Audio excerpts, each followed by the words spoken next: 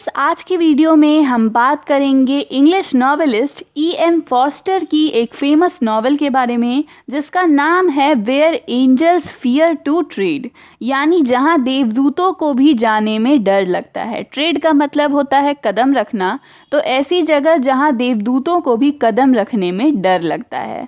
बहुत ही famous novel है ये E.M. फॉस्टर की, और इस पर एक मूवी भी बन चुकी है 1991 में इसी नाम की। अब फ्रेंड्स, ये जो नॉवेल की लाइन है, जो इसका टाइटल है, वो लिया गया है अलेक्जेंडर पोप की एन एसे ऑन क्रिटिसिज्म से, जहाँ पर एक लाइन आती है for fools rush in where angels fear to tread, यानी जो मूर्ख होते हैं वो वहाँ दौड़ते हुए जाते हैं जहाँ जाने में देवदूतों को भी डर लगता है।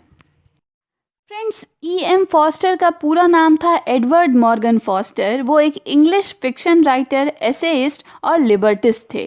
उनका जन्म हुआ था 1 जनवरी 1879 में और उनकी डेथ हुई थी 7 जून 1970 में। साथ ही वो अपने वर्क्स में class difference, gender, homosexuality, hypocrisy, इस तरह के थीम्स के बारे में लिखा करते थे। और उनकी फेमस वर्क्स में a passage to India, a room with a view, Howards End, इस तरह की वर्क्स शामिल हैं। तो चलिए फ्रेंड्स, अब आगे बढ़ते हैं और इस नॉवेल को समझने की कोशिश करते हैं।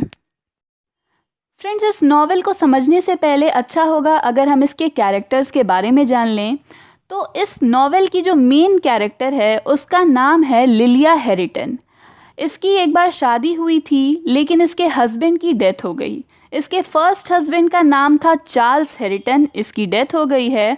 और अब ये जो लिलिया है ये अपने इन लॉज के साथ रहती है।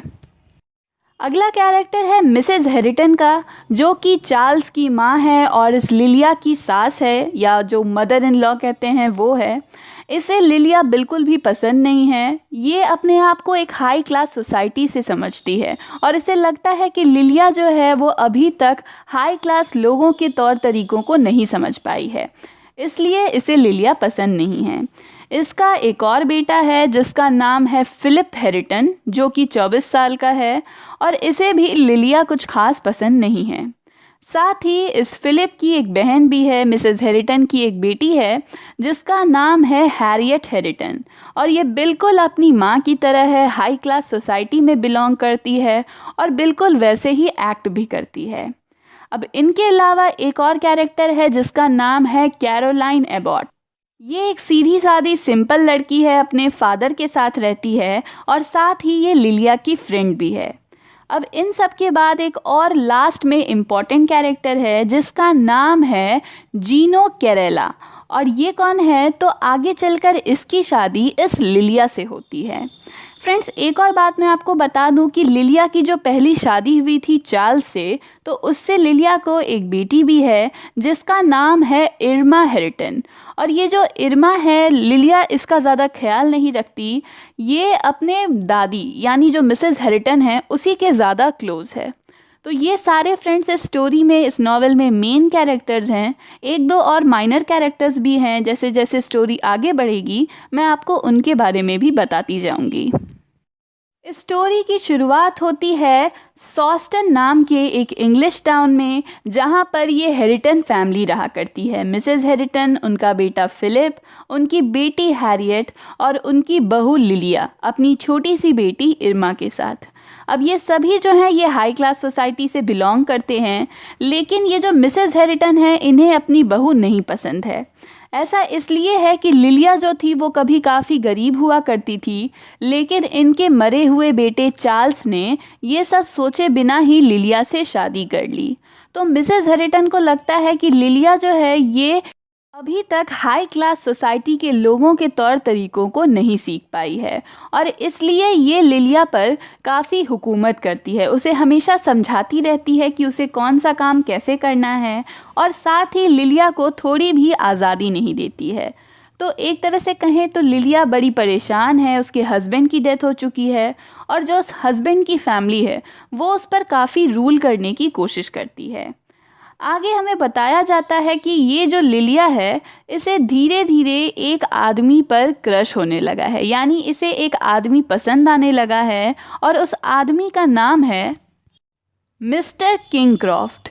अब ये जो मिस्टर किंगक्रॉफ्ट हैं ये क्लर्जीमैन हैं और इन्हें भी लिलिया पसंद है, लेकिन चूंकि मिस हेरिटन तैयार नहीं है लिलिया की दूसरी शादी करवाने के लिए, तो वो क्या करती हैं, वो लिलिया से कहती हैं कि तुम बहुत दिनों से यहाँ पर ही हो, इस शहर में सॉस्टन में कहीं घूमने भी नहीं जाती हो, तो एक काम करो, तुम एक छोटे से ट्रिप पर चले जाओ टस्कनी नाम के एक शहर में जो कि इटली में है। तुम वहाँ चले जाओ, फिलिप भी पहले कभी वहाँ घूम कर आ चुका है और तुम अकेले कैसे जाओगी, तो एक काम करो, अपने साथ इस कैरोलाइन एबॉट को भी लेकर जाओ। ठीक है, इसे भी अपने साथ ले जाने के लिए ये कहते हैं। मिसेस हेरिटन जो है वो सोचती हैं कि अगर लिलिया यहाँ से चली जाएगी तो वो मिस्टर किंगक्रॉफ्ट को भूल जाएगी, उन पर अपने क्रश को भूल जाएगी, और तब तक मैं मिस्टर किंगक्रॉफ्ट को भी कह दूंगी कि वो मेरी बहू से दूर रहें। यानी यहाँ पर दोबारा से वो लिलिया की लाइफ को रूल करने की कोशिश कर रही हैं। अब लिलिया जो है वो पहले तो जाना नहीं चाहती है, लेकिन उसे लगता है कि चलो इसी बहाने मुझे मेरे इन-लॉज से कुछ समय के लिए मुक्ति मिलेगी, तो मैं एक काम करती हूँ, मैं चली ही जाती हूँ घूमने के लिए। और इस तरह से ये दोनों विमेन जो हैं, लिलिया और कैरोलाइन, ये दोनों ही चल पड़ते हैं इटली की यात्रा के लिए। ये बहुत सारे शहरों में जाती हैं, घूमती फिरती हैं और कई सारे चर्चेज़ में जाती हैं। अब बार बार जो लिलिया है, इसे मिस हेरिटन जो है ये लेटर्स और टेलीग्राम्स भेजती हैं कि चर्च जाओ, वहाँ पे प्रे किया करो, जीसस के करीब रहो, हमेशा रूल करती रहती हैं। और ये जो लिलिया है परेशान है कि मेरी सास तो मेरा पीछा नहीं छोड़ेगी। इस तरह से बहुत कुछ होता रहता है और ये मॉन्टेरियानो नाम के एक शहर पहुंचती हैं जो कि इटली में ही है। अब ये जो मॉन्टेरियानो है ये बिल्कुल ही अलग है लिलिया के होम टाउन सॉस्टन से। वहाँ पर बहुत ज़्यादा क्लास वाली बातें हुआ करती थी, लोग बड़े ही संभल कर रहते थे, हमेशा एरिस्टोक्रेट्स की तरह एकदम जेंटलमैन बिहेव करते थे। लेकिन ये जो शहर है मॉन्टेरियानो, ये बड़ा खुलकर जीने वाला शहर है, लोगों को जो मन आता है वो करते हैं और ज़्यादा सोचते समझते नहीं हैं। अब इस मॉन्टेरियानो शहर में लिलिया की मुलाकात होती है एक इटालियन यंग मैन से। बहुत ही हैंडसम यंग मैन मिलता है इसे, जिसका नाम है जीनो कैरेला, और बहुत ही ज़्यादा फ्लर्टी है। लिलिया को तुरंत ही ये पसंद आ जाता है और जीनो के बारे में बताया जाता है कि ये एक डेंटिस्ट का बेटा है, इसके फादर जो हैं वो एक डेंटिस्ट हैं। इस तरह से इन दोनों का प्यार आगे बढ़ता है और ये दोनों जो हैं शादी करने का डिसाइड करते हैं। ये जो कैरोलाइन है ये मिसेस हेरिटन को एक टेलीग्राम भेजती है और उसमें बताती है कि किस तरह लिलिया को एक लड़का पसंद आ गया है और वो उससे शादी करने वाली है। अब ये बात सुनकर ये जो मिसेस हेरिटन है इन्हें तो बड़ा ज़ोर का झटका लगता है और ये तुरंत ही अपने छोटे बेटे फिलिप को भेजती हैं लिलिया के पास, यानी उसे भी मॉन्टेरियानो भेजती हैं इस शादी को रोकने के लिए। लेकिन ये जो फिलिप है इसे पहुंचने में लेट हो जाता है और वो इसलिए क्योंकि लिलिया ने शादी भी कर ली है और वो प्रेग्नेंट हो चुकी है, उसे एक बेबी भी होने वाला है। अब आगे बताया जाता है कि फिलिप जो है वो तो बेचारा हार मानकर लौट जाता है और कैरोलाइन भी उसी के साथ वापस आ जाती है। लेकिन लिलिया के बारे में बताया जाता है कि उसने जीनो से शादी की थी ये सोचकर कि उसे अपनी पिछली फैमिली से छुटकारा मिलेगा, वो आज़ादी मिलेगी जो उसे कभी वहाँ नहीं मिली थी। लेकिन जीनो तो बिल्कुल उसकी पुरानी फैमिली की तरह ही निकल गया। वो उसे बाहर नहीं जाने देता, लिलिया को घर से अकेले बाहर नहीं जाने देता, बहुत ही स्ट्रिक्ट है वो लिलिया के ऊपर। लेकिन उसका जो भी मन करता है वो करता है, वो अपने दोस्तों से मिलता है, शराब पीता है, लेकिन लिलिया के ऊपर पूरी हुकूमत रखता है, उसे कुछ भी नहीं करने देता। अब ये जो लिलिया है ये अपने साथ हो रहे इस सभी चीज़ों से बड़ी परेशान है और धीरे धीरे बीमार पड़ने लगती है और उसकी बीमारी इतनी ज़्यादा बढ़ जाती है कि अपने बेबी को जन्म देने के दौरान, जब उसने अपने बच्चे को जन्म दिया उस दौरान उसकी डेथ हो जाती है, यानी लिलिया जो है ये मर जाती है। अब प्रॉब्लम यहाँ पर ये शुरू हो गई कि एक छोटा बेबी है जो जीनो के पास है, उसके साथ कोई और विमेन नहीं रहती है, तो उसे कैसे पाला जाएगा। और ये बात जाकर ये जो हेरिटन फैमिली है इन्हें भी पता चलती है। ये भी सोच में पड़ जाते हैं कि अब क्या किया जाए, कैसे इस बच्चे का ख्याल रखा जाए। और ये बात इनके आसपास के टाउन में फैल जाती है। तो अब इन्हें लगता है कि इन्हें कुछ करना होगा, वरना इनका जो सोसाइटी है वो ये सोचेगा कि इन्हें उस बच्चे की कोई फ़िक्र नहीं है। इस तरह की बहुत सारी बातें हो जाएंगी।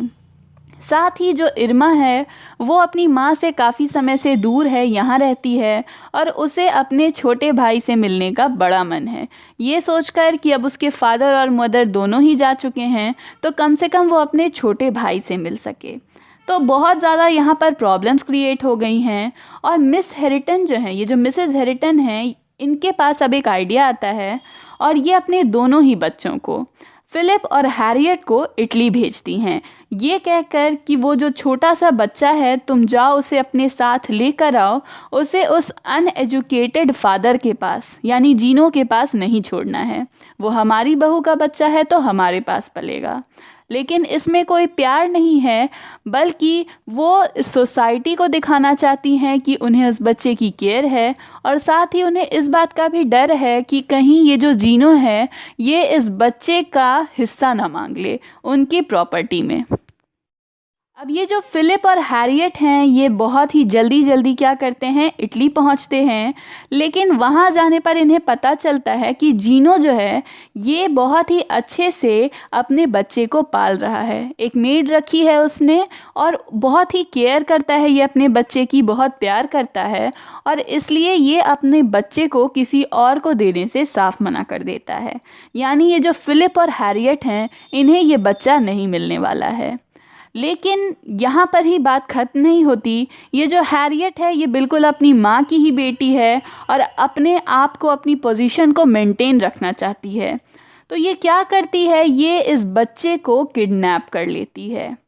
अब ये जो जीनो और फिलिप हैं इन्हें पता नहीं है कि बच्चा किसके पास है, तो ये दोनों आपस में लड़ने लगते हैं। लेकिन तभी वहाँ पर कैरोलाइन आती है और इन दोनों को अलग करती है, समझा बुझाकर कि अभी लड़ने का समय नहीं है।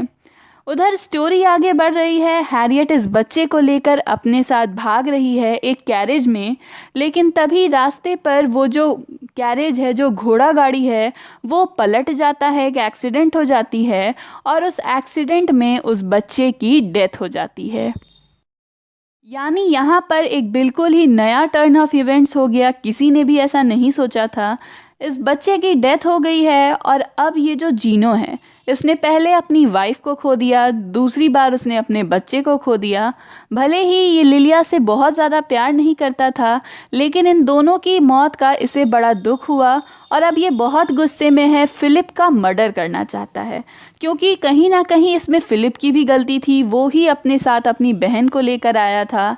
लेकिन दोबारा से ये जो कैरोलाइन एबॉट है ये इन दोनों के बीच में कूद पड़ती है और इन्हें शांत कराने की कोशिश करती है।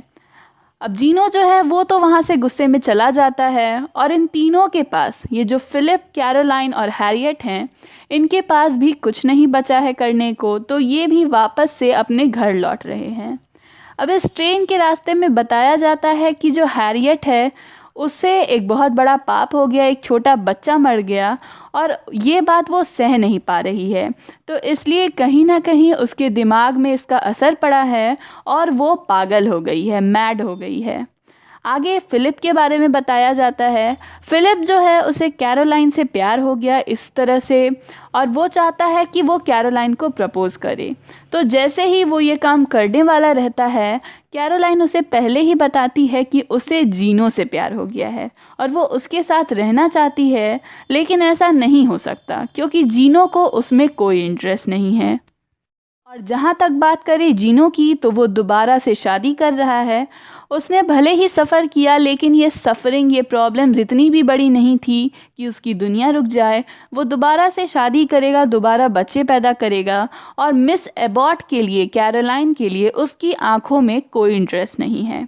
तो फ्रेंड्स, यहाँ पर ये स्टोरी ख़त्म हो जाती है और एक तरह से कहें तो हैप्पी एंडिंग तो नहीं मानी जा सकती इस स्टोरी की, लेकिन राइटर ने हमें बताया है कि लोगों की पर्सनालिटी कैसी होती है और दूसरों की लाइफ पर कंट्रोल पाने के कारण किस तरह वो दूसरों की ज़िंदगियां बर्बाद कर देते हैं। तो फ्रेंड्स, ये थी E.M. फॉस्टर की novel where angels fear to tread. अगर आपको वीडियो पसंद आई तो प्लीज़ लाइक और कमेंट करें।